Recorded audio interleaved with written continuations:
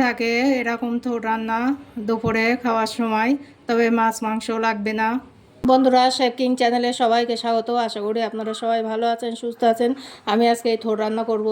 থোড়গুলো একদম কচি। তো প্রথমে আমি এই থোড়গুলো কেটে নেব।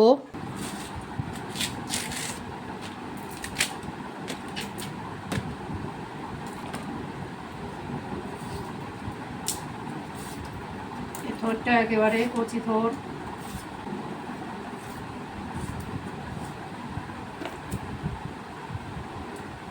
ওগুলো আমি এভাবে কেটে নিয়েছি। এবার এতে লবণ মাখিয়ে নেব।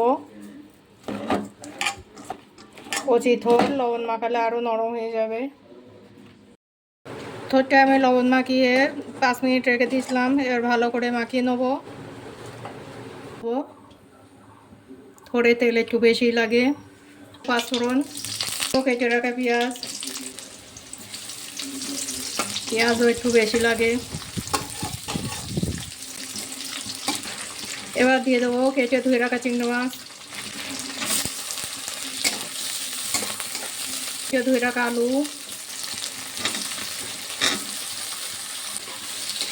পেঁয়াজ চিংড়ি মাছ ভালো করে ভেজে নেবো। এবার দিয়ে দেবো অল্প একটু আদা রসুন বাটা। অল্প দেবো যেহেতু থোড়ে মাখানো ছিল। হলুদ, গুঁড়ো লঙ্কা, পানি।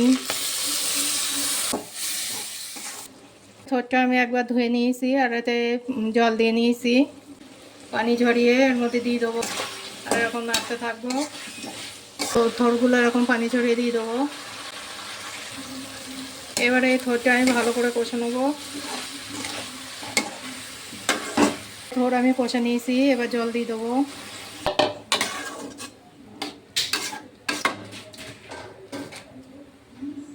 দিয়ে ভালো করে গলিয়ে নেবো।